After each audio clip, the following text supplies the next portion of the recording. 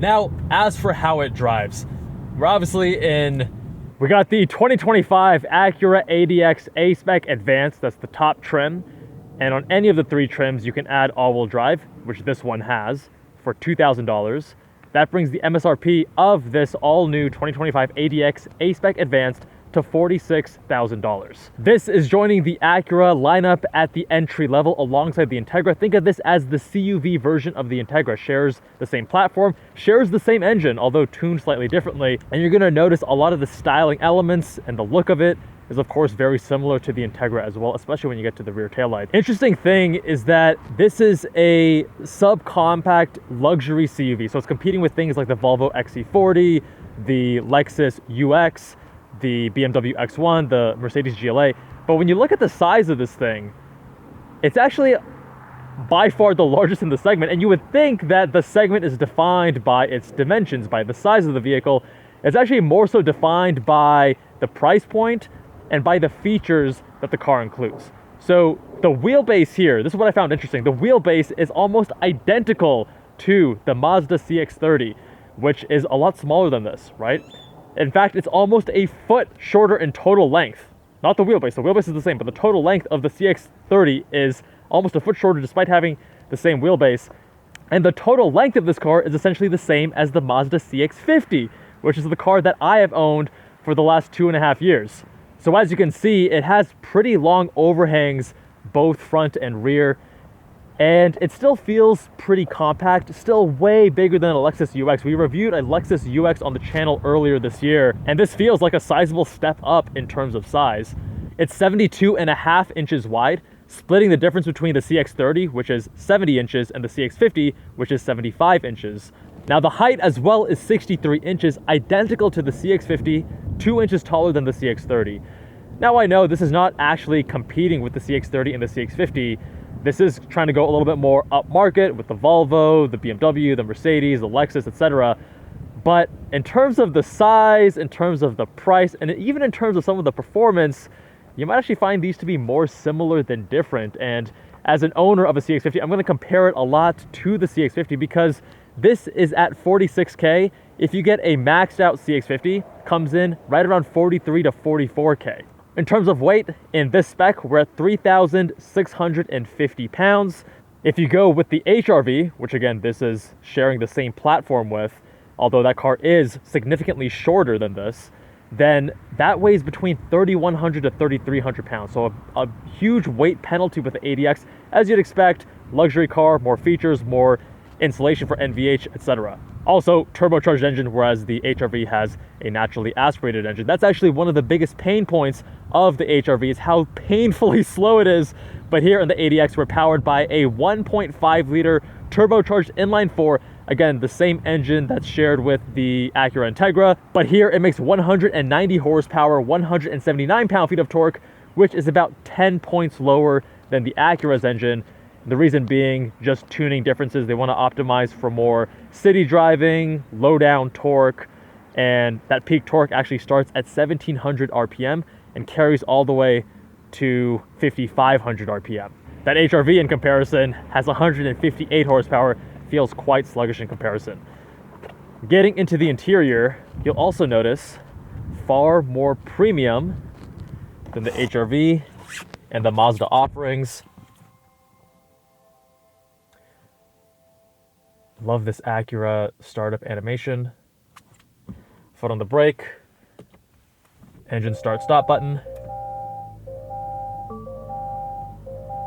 The seats do that motorized push back when you stop the car and then push forward when you're starting the car and getting situated.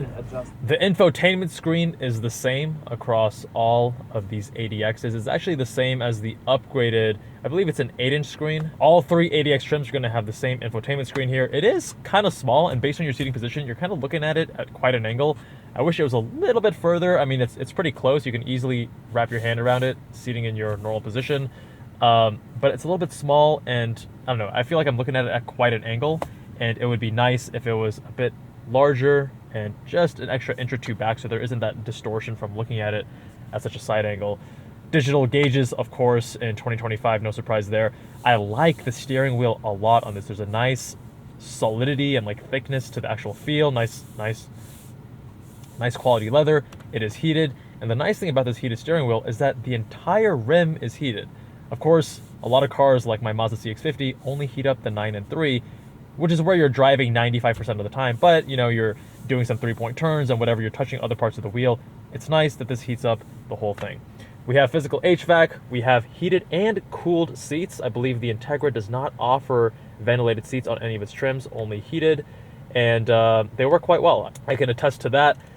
Physical HVAC. I love how the ring back here actually changes as you're cooling and warming the HVAC to reflect that. Nice little touch. Can't show you right now because it's daytime, but when I was driving this at night yesterday, we have nice accent lighting on the door cards here, even at the actual door pulls, and by your footwell also. It's a nice touch. Incredible that I can actually fit my 40-ounce clean canteen, almost fully fit it, in this cup holder right there. You have another one up here, and this wireless phone charger actually works with no issues. It has a very grippy surface, so your phone isn't going to easily slide around. Mazda, please learn from this, because the CX-50 wireless charger has a ton of issues, does not work often, but this thing actually has worked flawlessly every single time. We have wireless Apple CarPlay. You can also wire it if you prefer that. We have a standard gear selector. There's no buttons, which makes it a lot easier when you're doing quick 3-point turns. Just flick it between drive and park. Although keep in mind, when you have a big chunky water bottle here, that is going to get in your way. In the higher trims, you get extra drive modes, namely with individual. Now, the way I've set this up is to have everything in sport except for engine sound, because I'll show you when we start driving, the engine sound in sport has this very unpleasant sound that they're pumping through the speakers. I don't think it sounds good at all, but I'll let you be the judge of that. We are filming in binaural audio, so if you wear headphones, it's going to be as realistic as if you were sitting here with me. We also have this nice panoramic sunroof, which is an option on the lower trims, comes standard on the higher trims, of course. We have this chassis bracing in the middle, which is very common. My CX-50 has this as well, but at least when you open this, it opens quite a bit more than in my CX-50, which stops quite a bit shorter than that. All trims are going to have dual zone climate control, a sunroof, again, it might be a smaller sunroof, not a pano, and a power lift gate. For upholstery options, you have optional leather with micro suede inserts, and these seats are custom to the ADX. I like the suede inserts here with the leather. I think it looks particularly sharp with that new white and blue accent look. I think that only comes on this exterior color of white and their silver. With the A-Spec in particular, you get a few goodies, such as this flat bottom steering wheel, which you don't get in the base. You get the red gauge needles, which is funny, it's just digital, but I guess they limit the digital display to the A-Spec to only show red. You get sportier stainless gas and brake pedal caps, and a chrome shift knob. The 8-speaker Bose system is standard, but you can upgrade to this 15-speaker Bang & Olufsen system, which is phenomenal. Definitely leading the pack in the class in terms of in-cabin audio. And in terms of driving aids, we have, of course, adaptive cruise, auto emergency braking, blind spot monitoring, and lane keep assist. And with that being said, let's see how she drives. First of all, I love the ergonomics of this car. It just feels right. You have great visibility of the hood. You're not going to miss any children down there at the front. Good visibility through the sides as well. And in terms of seating position, this is exactly what you want for a CUV. You're upright, you're comfortable, you're not feeling like you're too far from the steering wheel, you're not too crunched with your legs. Of course, the steering wheel will tilt and telescope to fit your needs. By the way, in the higher trims, you actually get Google Maps integrated into the infotainment. It's like the same Google Maps that you would have on your phone, but it's tied to the car. And the car's infotainment, you don't need your phone even connected. But since I have Apple CarPlay connected, we're going to do that.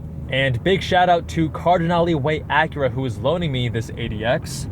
If you're in the market for an ADX or other Acura in the Las Vegas region, check them out. They do give back to the community. They're great to work with. I actually get my Mazda CX-50 serviced at their Mazda location. Now, puttering around town, you're not going to notice any issues with the transmission, but it is a CVT. It's funny because they give you these metal paddles. Yeah, that's right. You get metal shift paddles with your CVT equipped ADX. So you can have those simulated downshifts and it'll hold that ratio, make you feel like you're driving a traditional transmission. But when you start pushing it, it will give you that rubber band effect that we don't like in CVTs. Now, in terms of drive modes, we're in normal. We're going to flip into sport. And in sport mode, you're going to notice that the CVT, of course, changes the ratios to simulate a more aggressive gear. But the throttle mapping is now all of a sudden very, very sensitive, and you lose a little bit of that higher resolution. I don't like that. Steering weight is also heavier, and I find it to still be on the lighter side, but it feels appropriate for this vehicle and actually congruent with the other inputs in terms of the vehicle size and weight and the throttle and brakes. It feels congruent, although you're not getting any feedback through the wheel like you get tons of in the Mazda CX-50. I love the steering in the Mazda CX-50, but many people complain that especially in that first model year, in the 2023, it was too heavy. In later model years, 24 and onward, they lightened it up a bit, but they still retained a lot of that steering feedback. Here, you're not really getting much feedback, but you are getting nice weighting and a very accurate front end. The interior is also quite a bit nicer than my Mazda CX-50. The seats are way more comfortable. You have even 4-way adjustable lumbar support that actually works effectively, and no complaints on the seats. The interior as well, even this is actually plastic that is simulated brushed metal. It looks good. The materials here are nicer. I don't like the screen, and the gauge cluster is okay. I really do not like the screen. I think it actually cheapens the interior quite a bit, and it's too small, and I already talked about the positioning issues. But everything else I'm very much a fan of in this interior. Most people are going to find the CX-50 seats to be quite harsh, quite firm, not very comfortable. These don't have any of those issues. Big upgrade on that front. Now, let's talk about pricing. Again, there are 3 trims. This is the highest trim, the A-Spec Advanced. The lowest is the base, and the middle is A-Spec. Base starts at $36,000, A-Spec is $39,000, and A-Spec Advance is $43,000. Again, with any of those trims, you can add all-wheel drive for $2,000. And that all-wheel drive is capable of actually sending up to 50% of the torque to the rear wheels. It's not super handling all-wheel drive though, it's just regular all-wheel drive system. And therefore you're not getting that true torque vectoring that you get with the super handling all-wheel drive. But I've heard mixed things. Some people actually said that it can send more than 50%, but I read that it was up to 50% to the rear wheels. And I want to talk about price, performance, and weight. So this is 3,650 pounds. The Mazda CX-50, if you get the 2.5S, that's the naturally aspirated engine, not the turbo, that one has around 187 horsepower, so just a little bit less than this, almost identical, and it weighs right around 3,700 pounds, just 50 pounds more than this. That comes in around $37,000. Actually, I should say $38,000. And that's like the fully loaded version of the CX-50 that doesn't have a turbo engine. If you want the turbo engine, you're getting 250 horsepower, I guess 227 to 250, depending on whether you're using regular octane or premium octane. This car takes premium. And 310 to 320 horsepower, again, depending on the octane of fuel, because it's going to adjust the timing. And that comes in at $43,000, a couple thousand less than this. Now, the interior in those vehicles, even in their highest trim, it's not going to feel as premium, although I'll say the screen is definitely nicer. It's higher resolution, it's larger, and it's also positioned better, in my opinion. With the CX-50, you also get a heads-up display, which you don't get here in any of the trims, and I get it. It's an entry level for Acura, but still, competitors in the subcompact luxury segment are offering a heads-up display, which I definitely appreciate when I'm driving. Way better to quickly glance at your speed versus looking down all the way to your gauge cluster.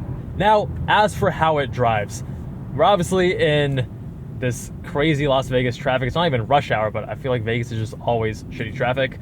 Not going to be able to comment as much now, although yesterday I was pushing it a bit harder. And I can tell you, the car feels quite a bit smaller and lighter than my CX-50. The reasons being, number one, it is 2.5 inches more narrow. It is a few hundred pounds lighter. So the regular naturally aspirated CX-50 comes in almost the same weight, 50-pound difference, but the turbo is around 250 pounds heavier. Also, even though the length is the same, the wheelbase on the CX-50 is quite a bit longer, which actually helps with ride comfort and stability, but makes this feel a little bit more nimble as you're tossing it around. So overall, it drives more nimble, more agile. It's also quite a bit more compliant. There is a bit more body roll, but with that compromise of body control versus comfort. You're getting a little bit more comfort, whereas the CX-50, I like that it's more on the sporty direction and you sacrifice a bit of comfort, but I think a lot of people who are in the market for these vehicles is going to want the more comfort optimized vehicle, which this one is. Steering, again, feels nice and direct, and even in the sporty setting, the weighting is not too heavy at all. In fact, I would say that it's still a bit on the light side for me. And the pedals have this nice, very linear, predictable, one-to-one kind of input, except for when you put the car into sport. And then I feel like the throttle is a little bit too touchy and becomes kind of an on-off switch, a little bit binary without as much modulation in that lower throttle range. Speaking of which, we're in individual mode now, and we're gonna put the engine back to normal to get a bit more of a linear throttle response. And for engine sound, we're gonna go into sport to give you what that sounds like.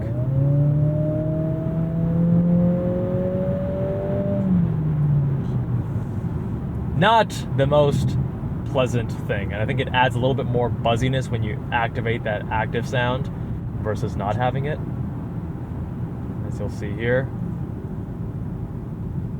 Give it another pull.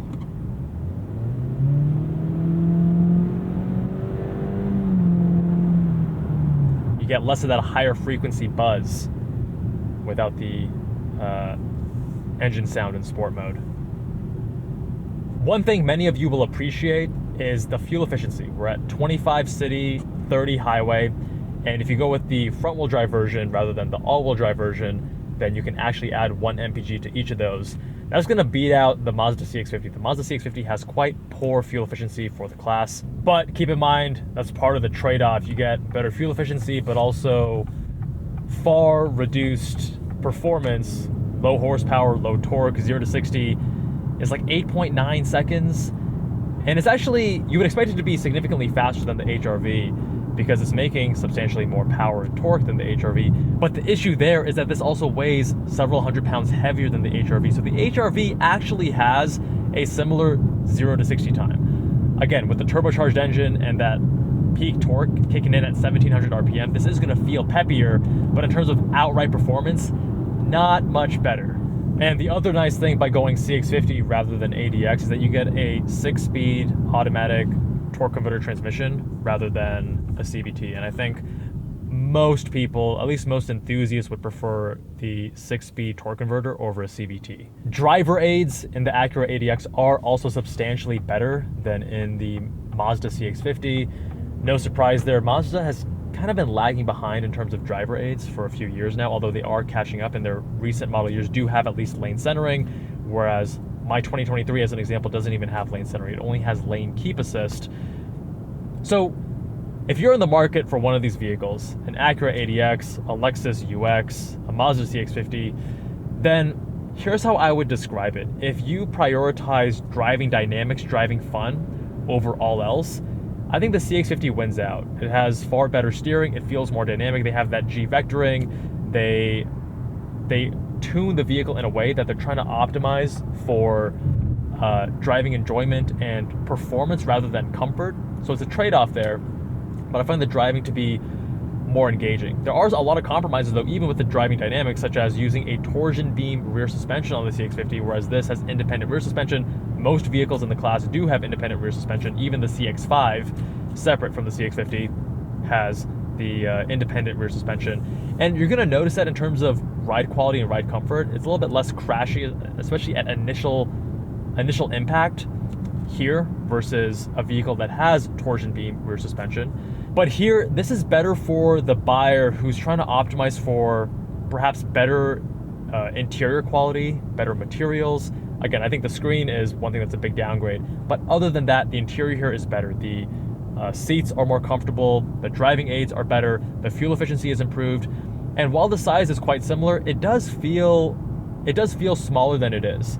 The weight difference is not substantial, and the dimensions compared to the CX-50 are very, very close. It's like 2.5 inches narrower, but in terms of length and height, it's about the same. It has slightly less ground clearance. I think the CX-50 is around 8.5 inches. This is like in the 7-inch range, but these cars are far more similar than different. As for the Lexus UX, that is by far the smallest out of all three of these. And if you want more details on that, go watch my Lexus UX review right up here. My friends, let me know what you think. I think for the driving enthusiast, the CX-50 Turbo is by far the vehicle to get because it drives far more engagingly, it is more powerful, a lot more torque, and that's the vehicle that, to me, seems to align better with a driving enthusiast. But again, people who are buying these vehicles oftentimes are not driving enthusiasts. And for those, the ADX does make a compelling offer. But let me know what you think with a comment down below. Much love, my friends, and I'll see you all in that next one.